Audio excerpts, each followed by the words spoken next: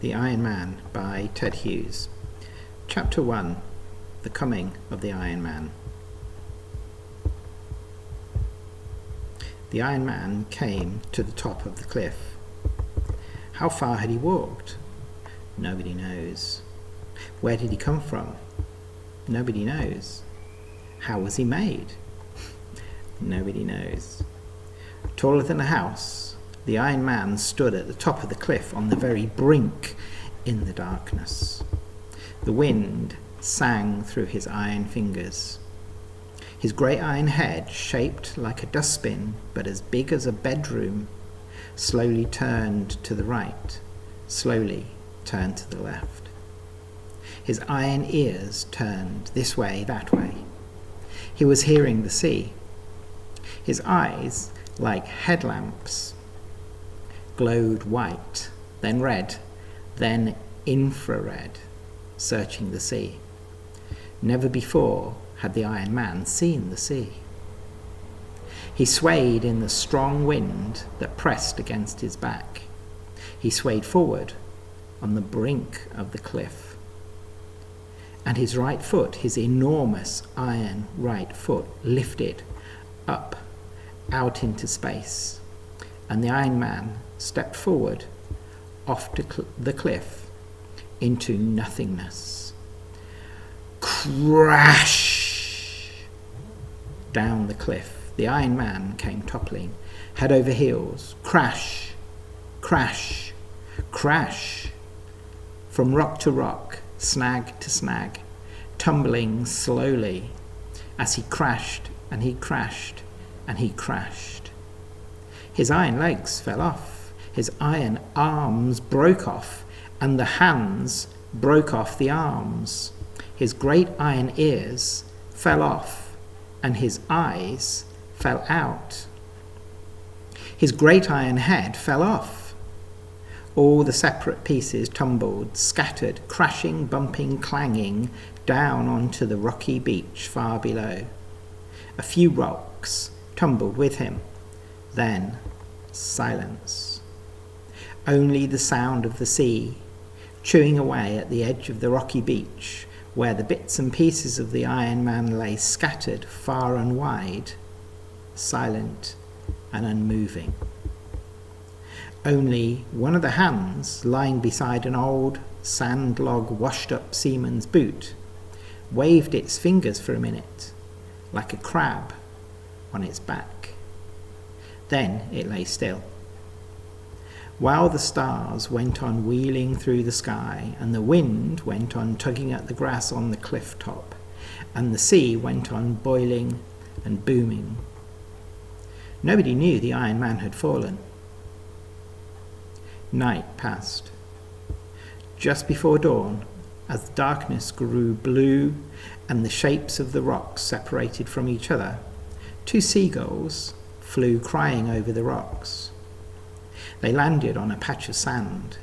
They had 2 chicks in a nest on the cliff. Now they were searching for food. One of the seagulls flew up. Ack! He had seen something. He glided low over the sharp rocks. He landed and picked something up, something shiny, something round and hard. It was one of the Iron Man's eyes. He brought it back to his mate. They both looked at this strange thing, and then the eye looked at them. It rolled from side to side, looking first at one gull, then at the other. The gulls, peering at it, thought it was a strange kind of clam, peering at them from its shell. Then the other gull flew up, wheeled around and landed and picked something up, something awkward, something heavy. The gull flew low and slowly, dragging the heavy thing. Finally, the gull dropped it beside the eye. This new thing had 5 legs. It moved. The gull thought it was a strange kind of crab. They thought they had found a strange crab and a strange clam. They didn't know that they had found the Iron Man's eye and the Iron Man's right hand. But as soon as the eye and the hand got together, the eye looked at the hand. Its light glowed blue. The hand stood up on 3 fingers and its thumb and craned its forefinger like a nose. It felt around. It touched the eye. Gleefully, it picked up the eye and tucked it under its middle finger. The eye peered out. Between the forefinger and the thumb, now the hand could see. It looked around. Then it darted and jabbed one of the girls with its stiffly held finger, then darted at the other and jabbed him. The 2 girls flew up into the wind with a frightened cry. Slowly, the hand crept over the stones, searching. It ran forward suddenly, grabbed something, and tugged. But the thing was stuck between 2 rocks. The thing was one of the Iron Man's arms. At last, the hand left the arm and went scuttling hither and thither among the rocks till it stopped and touched something gently. This thing was the other hand. This new hand stood up and hooked its finger round the little finger of the hand with the eye and let itself be led. Now the 2 hands, the seeing one leading the blind one, walked on their fingertips, went back together to the arm, and together they tugged it free. The hand with the eye fastened itself onto the wrist of the arm. The arm stood up and walked on its hand. The other hand clung on behind as before, and this strange trio went on searching. An eye! There it was, blinking at them, speechlessly beside a black and white pebble. The seeing hand fitted the eye to the blind hand, and now both hands could see. They went running among the rocks. Soon they found a leg. They jumped on top of the leg, and the leg went hopping over the rocks with the arm swinging from the hand that clung on to the top of the leg. The other hand clung on to the top of that hand. The 2 hands with their eyes guided their leg, twisting it this way and that way as a horse rider guides a horse. Soon they found another leg and another arm. Now each hand with an eye under its palm and an arm dangling from its wrist, rode on a leg separately about the beach. Hop, hop, hop, hop, they went, peering among the rocks. One found an ear, and at the same moment the other found the giant torso. Then the busy hands fitted the legs to the torso. Then they fitted the arms, each fitting the other. And the torso stood up with legs and arms, but no head. It walked about the beach, holding its eyes up in its hands, searching for its lost head. At last, there was the head, eyeless, earless, nested in a heap of red seaweed.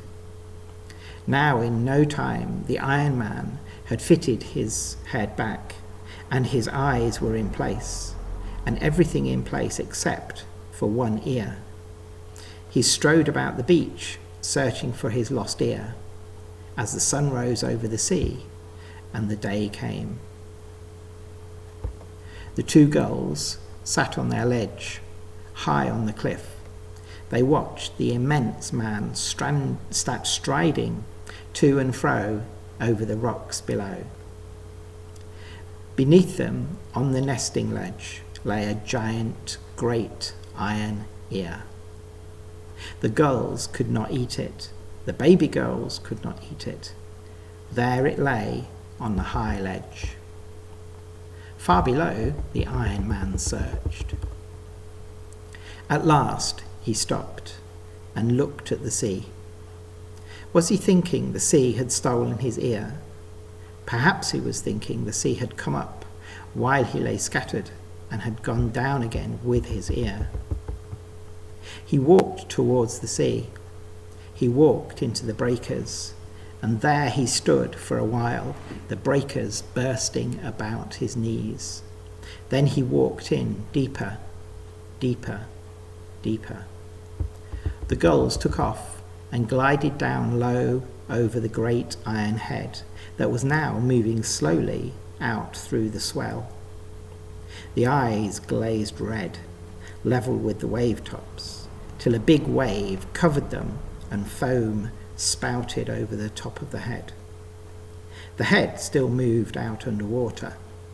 The eyes and the top of the head appeared for a moment in a hollow of the swell.